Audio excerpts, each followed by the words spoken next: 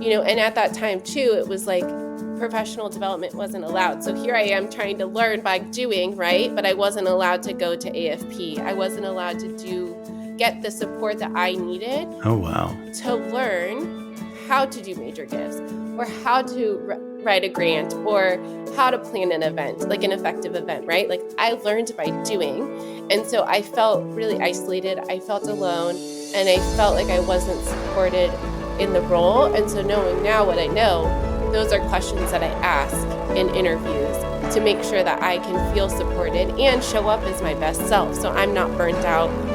Welcome to the Abundant Vision Fundraising Podcast. Whether you are a seasoned professional or a first-time fundraiser, we have the advice you need to take your next step toward major gift mastery. I'm your host, Tom Dauber, President of Abundant Vision Philanthropic Consulting. Well, I am so pleased today to have my colleague, Haley Cooper, with us today on the Abundant Vision Fundraising Podcast. Haley, you're like me. You're a consultant. You do a lot of great work with a lot of nonprofits out there. Really looking forward to talking with you about it today.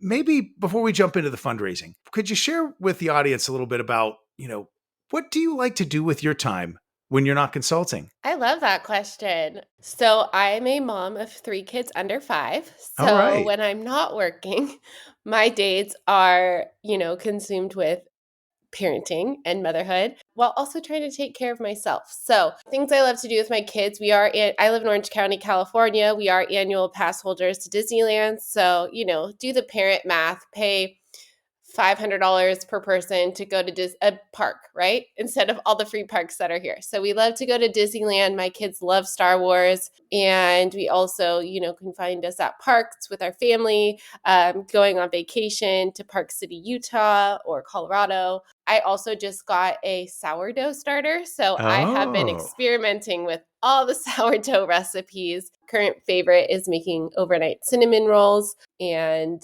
yeah, I also, in my own spare time, love to read. And I also love to work out. That is my own mental health, is getting exercise in, and just that hour of space for myself is really important and a non-negotiable for myself and my family. Also, and I know you're a believer as well, we also love to go to church and be involved in our church family. Oh, that's fantastic, Haley. Now Haley, I failed to mention when I introduced you. You are the founder and president of the Savvy Fundraiser. What a great name for a consultancy. Let me just say that. That's great. Thank you. I appreciate that. And what's funny is I just enrolled my kids in a private Christian school. And my husband was like, you said self-employed, because I don't want them to know that I'm a fundraiser, because then I'm going to have to do all the galas. But he's like, you wrote down the Savvy Fundraiser as your business, so they're going to know you're a fundraiser. And I was like, oh, dang it. Yes, I know. Oh my goodness. I'll tell you what, that's one of those things, doing galas, doing events, doing bake sales, all the things that's many small nonprofits, churches, schools think are, this is the way to raise money. They just makes me want to pull my hair out sometimes, Yeah. One of the things here in Columbus, Ohio, where I'm at, I don't know if you see this out in California, mattress sales are a big thing for like my son's band, high school band. That was their big fundraiser for the years, is selling mattresses. And I'm like, what a weird thing to raise money with, because how often do you buy a new mattress? Do you see that sort of thing out there?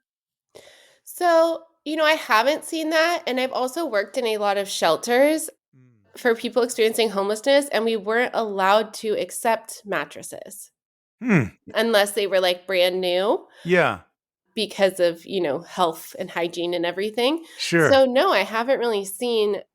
I've seen like car washes, bake sales, lemonade stands, but no, not mattress sales. Yeah. It's the weirdest thing. I don't know. It must be a Midwest thing. Well, so tell me a little bit about how you got into the nonprofit world, Haley. Yeah, great question. So my professional journey began straight out of college. I graduated with a degree in kinesiology in 2011, thought I wanted to be a registered dietitian, but I was sitting in my parents' church at the where they were at the time, and someone on stage said they were going to Malawi, Africa. And that was the summer after I graduated in 2011. And while my parents and grandparents are philanthropic locally, they had never really traveled outside of the country except for like pleasure. Mhm. And honestly, I didn't even know what a nonprofit was, even though I grew up going to ballet dances, grew up going to fashion shows.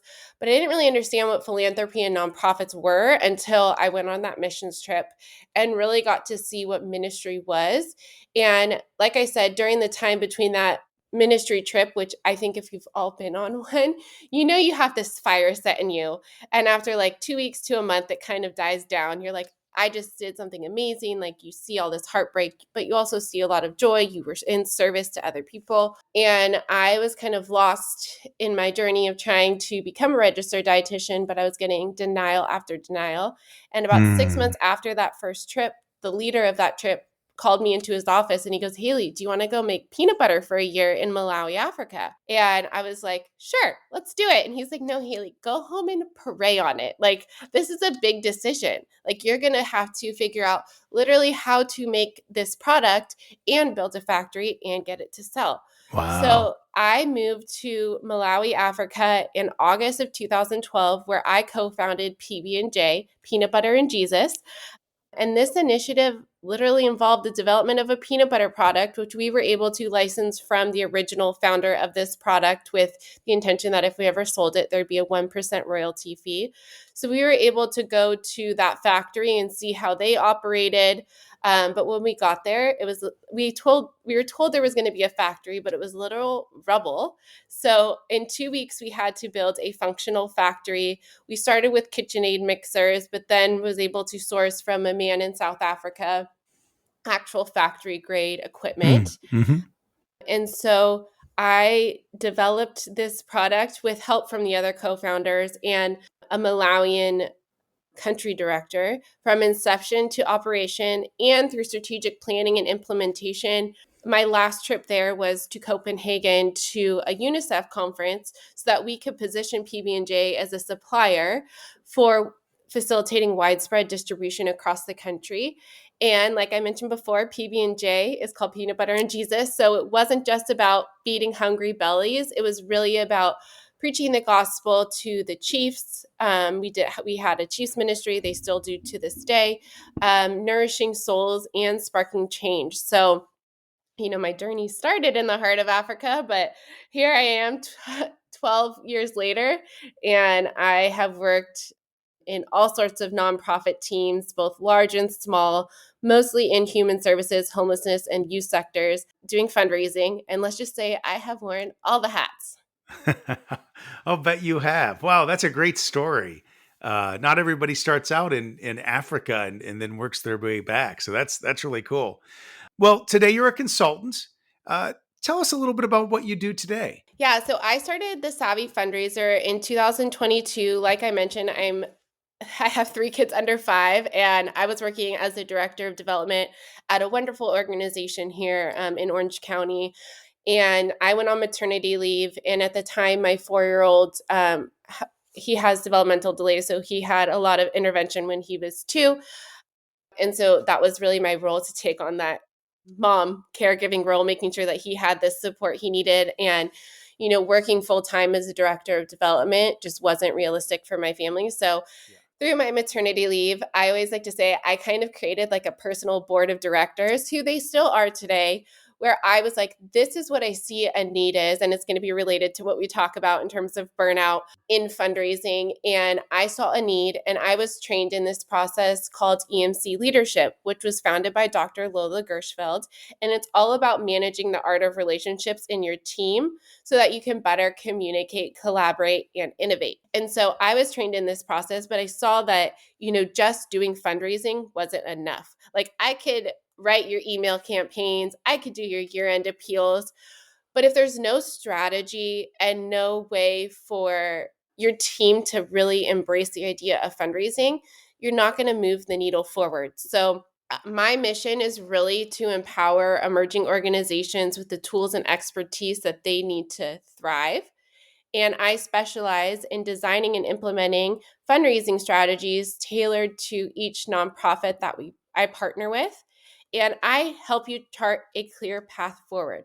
So we tackle the overwhelm and frustration by focusing on the right fundraising strategies and getting buy-in and belonging from your team to create what most people call a culture of philanthropy, but Dr. Lola Gershfeld calls it a culture of connection, which is essentially the same thing, where everyone sees their role in fundraising, they understand how important they are to each other and the mission, and really gain that clarity so that you're not just throwing spaghetti at the wall and seeing what fundraising strategy sticks, or if a board member tells you, oh, this organization had an event, we should try it too. And then you feel the pressure that you need to then host that event and take away from the time that everything else has. So let's get real clear on that strategy and make sure that every single person in the organization knows where you're going. Wow. That sounds like a fantastic service that you're providing.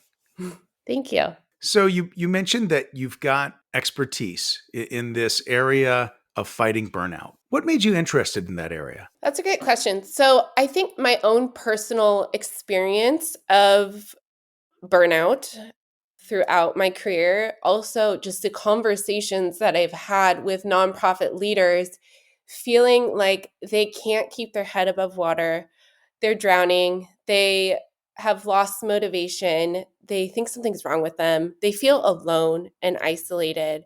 And this idea that our missions are literally for wellness and for health in communities. And if the people on the inside of our organizations are feeling this way, then we're doing a disservice to our mission and our community.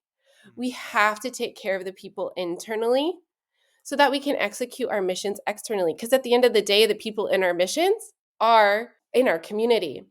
And I'll also say, as a fundraiser, my job is to steward our money well, steward the money that comes into our organization well. But if we know that, every organization, the average turnover for fundraisers is 18 to 24 months, and high turnover equals high cost fundraising. That's right.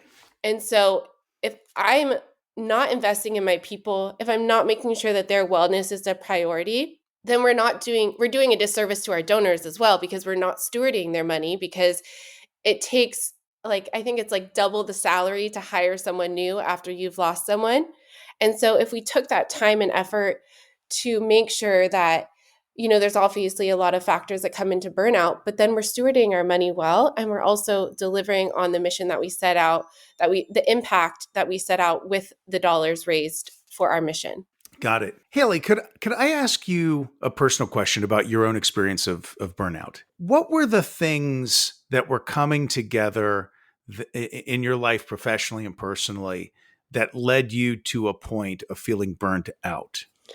Let's see. I think, I'll give you the context. So when I stepped away from PB&J, I had entered an organization as a development assistant.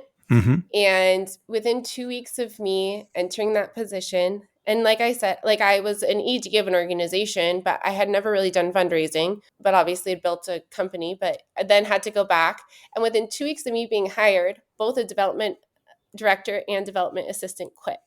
And we had a gala to plan for 3 months, but none of the groundwork had been done. And I had never planned a gala before.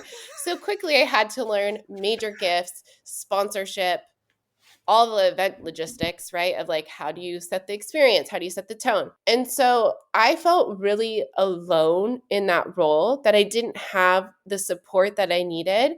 And I felt like I had other tasks as assigned, right? So I had my day job, and then I was planning this event and doing major gifts. And I mean, I was working round the clock. And recently I was asking my husband, what did we do with our weekends before kids? And he's like, I think we just worked.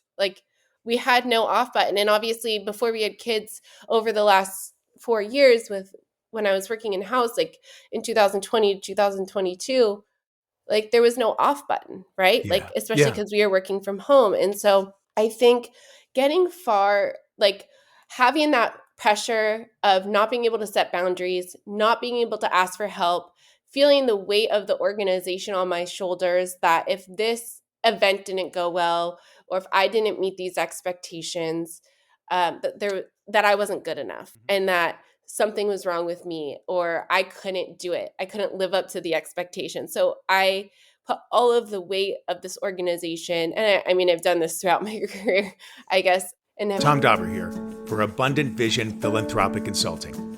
Fundraising can be hard work, and it can be hard to mentally get into the place you need to be in order to see new opportunities. Everyone struggles with it. We are like the fish in the fishbowl who just can't see the water they're swimming in. That's when having outside expertise comes in handy. For 25 years, I've been helping nonprofits analyze their challenges, discover new ways forward, and develop clear plans that lead to greater fundraising revenues. Now I am available to help your organization develop the abundant vision it needs to inspire new levels of philanthropy at your nonprofit as well. Check out abundantvision.net to start your journey toward greater fundraising success today. Now, back to the show. Had to learn how to set boundaries, be clear and ask for support, understand what is important to me, what my values are, what my mission is, how I want to show up in the world, and being able to evaluate, in that context of this is what I want for my career, this is what I need to support me, and then evaluating if that organization is able to provide that space for me to not only, and at that time too, it was like professional development wasn't allowed. So here I am trying to learn by doing, right? But I wasn't allowed to go to AFP. I wasn't allowed to get the support that I needed to learn how to do major gifts or how to write a grant or how to plan an event, like an effective event, right? Like I learned by doing. And so I felt really isolated. I felt alone and I felt like I wasn't supported in the role. And so knowing now what I know, those are questions that I ask in interviews to make sure that I can feel supported and show up as my best self. So I'm not burnt out in the process. That sounds like a really tough situation that you had to navigate there, Haley. I'm glad you made your way through it. Yes, I have a very supportive husband. Oh, goodness. Well, so what exactly is burnout? How can I tell if I have burnout or if I'm just having a bad day or a bad week? That's a great question. So I literally looked up the definition of burnout. So according to the internet, burnout is a state of complete mental, physical, and emotional exhaustion. And if you're experiencing burnout, you may notice it is difficult to engage in activities you normally find meaningful. You lose interest, you lose passion. And we all know that we get into nonprofits on passion, right? That's why we serve. And you may start to know you lack motivation, you're exhausted, you're irritable, you have no motivation. I don't know if I already said that. And I just want to say that those feelings are normal. And burnout is the last symptom.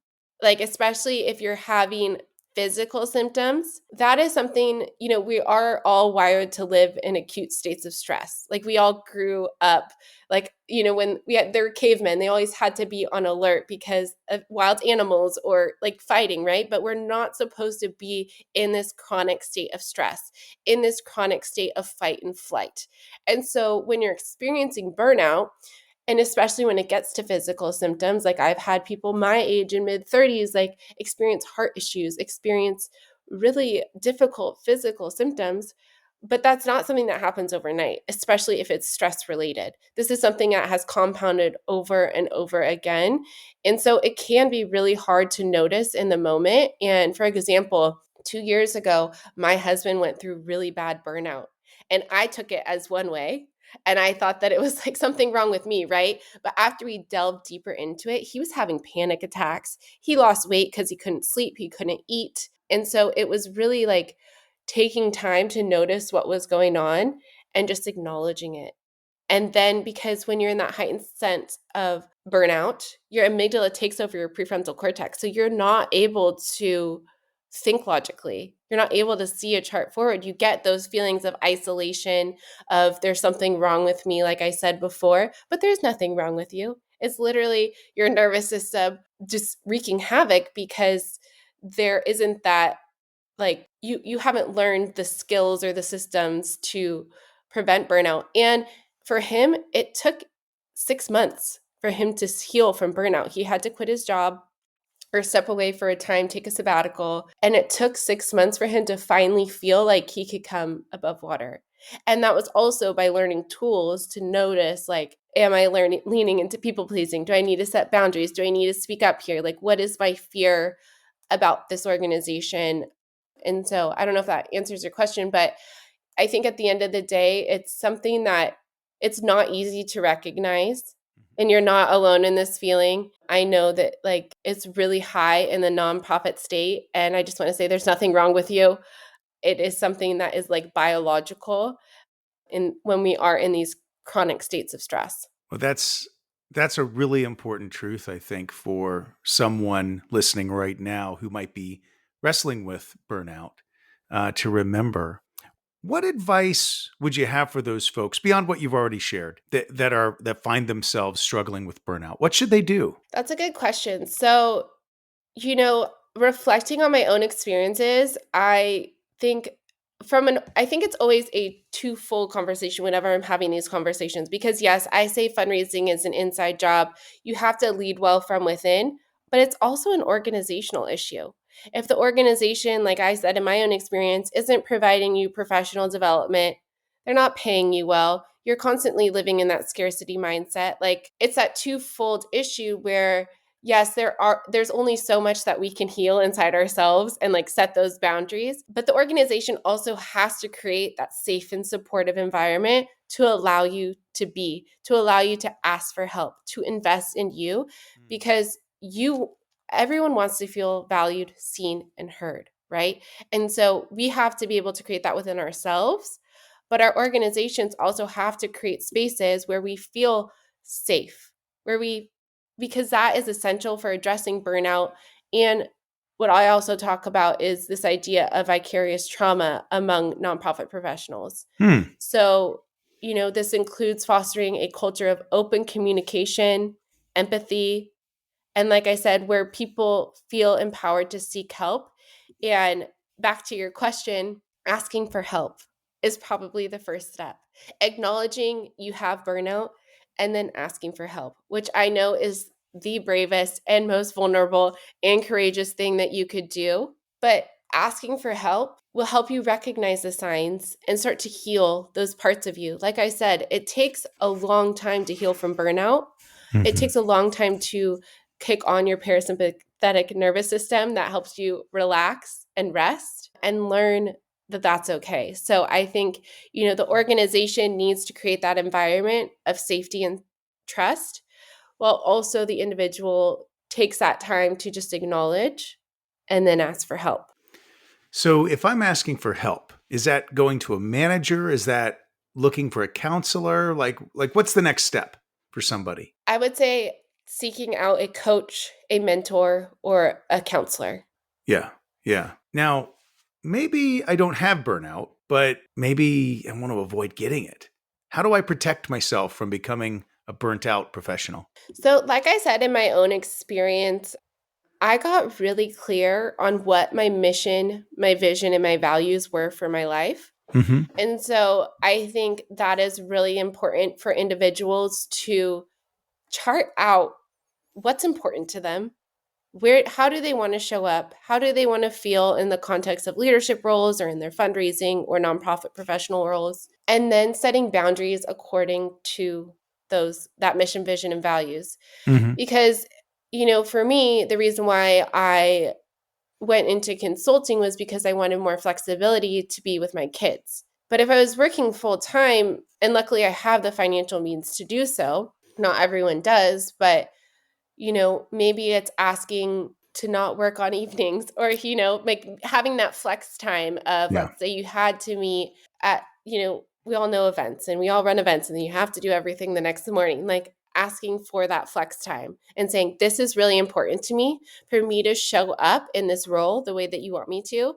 I need to take that half day the next day, or I need to take the whole day the next day because I worked so hard to rest, to book an appointment. And so I think, yeah, it's really getting clear on what's important to you, how you want to show up, and then setting those boundaries to live accordingly. Because when you start to drift from your values, you start to get that internal conflict of this doesn't feel good. You start to get frustrated, resentful. And again, that's just how we're wired. And so I think getting really clear on what you want and how you want to live and your why of it all too is important. So, with asking for help being such an important first step, what is it, do you think, like as you've worked with fundraisers and other nonprofit professionals, what makes it so hard for them to ask for help? We help people. We're in the nonprofit world. You'd think it would be easy, right? Yeah, I think it's that level of vulnerability. Like we are like we come into this nonprofit field that we're going to save people, we're going to save the world, we're going to save the environment, right? We have this idea of saviorism, and we put all of this pressure on ourselves to be that savior and to come in, and at least from my own experience, and also like we're the leaders, we should know how to do this. Everything should be figure outable, right? Like if we can't figure it out, who else can? And I think it's also this like fear about ourselves. Like if I can't figure this out, if I can't do this, I'm not good enough. Something's wrong with me. People will think less of me. Those kind of narratives that we have in our brain. And so I think, and then we also have our fear about the relationship. Like, what if we are vulnerable? What if we ask for help and then we're rejected? Like, Yeah. that doesn't feel good either, right? Like, Right. I've had those experiences where I've asked for help and people have told me no. And then I'm like, oh, okay. Like, this, like, I don't want to ever ask for help again, right? So I think it's understanding the context of like, what are your fears about yourself? What are your fears about what if you do ask for help, the level of vulnerability that it takes to ask for help. And then I think once you start to, you realize that the rejection really isn't about you. I know it's hard to say but like rejection isn't personal per se. And, it takes the most courageous thing you can do. I think Brene Brown says it is to be vulnerable. I'm paraphrasing. I don't know her actual quote, but I know that she talks a lot about vulnerability and courage. And so I think that's what keeps people from asking for help is I have to be the one that's at the front of the organization. I should know how to do it all. I fear not being good enough if I can't figure it out. I fear the rejection from the other person and that level of vulnerability that it takes to delve into that. Wow. It reminds me as you're saying that, it seems like there's a lot of overlap between the fear as fundraisers that we have to get over, the fear of rejection in asking someone, for support. It's those same types of fears that we have to get over to ask for the help, for our own personal emotional growth, right? Mm-hmm. That's interesting. Well, Holly, is there any other advice that you'd give nonprofit leaders about staying in an emotionally healthy space?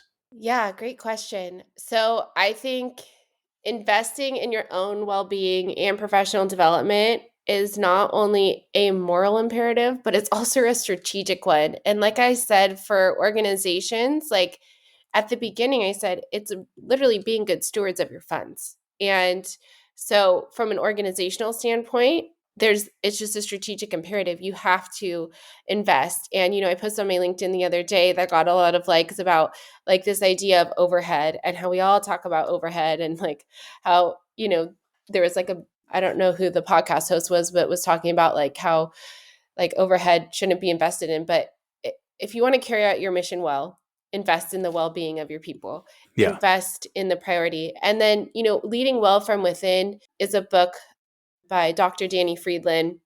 Wonderful, wonderful man. He has since passed, but I learned a lot about him in terms of, stress management and being aware of, when you have those thoughts, when you have those beliefs, because our beliefs influence our emotions and our emotions influence our actions. And so understanding like, what are your beliefs about yourself in this context? What are your fears? And then, just be I know it's hard, but having the vulnerability to set those boundaries and ask for support. That's great advice. Thank you so much for sharing that with us, Haley. Um, Boy, it's been such a pleasure to have you on. I think there's a lot of times we go through hard things as nonprofit professionals, as fundraisers, executive directors, and there's not always that sympathetic ear there. And so it's so wonderful and so important, the insight and support that you're bringing to our profession. Thank you for doing that, Haley. Thank you so much, Thomas. It's been a joy. Yeah. Well, that about wraps it up for today's episode. Again, so grateful to have you on. Really look forward to talking with you more about fundraising down the road. Wish you the best in your consultancy. Thank you. All right. Now, if you've enjoyed this podcast, please be sure to subscribe and give us a 5-star rating on your podcast provider. As always, I'm your host, Tom Dauber. Thank you for joining me as we journey together toward major gift mastery on the Abundant Vision Fundraising Podcast.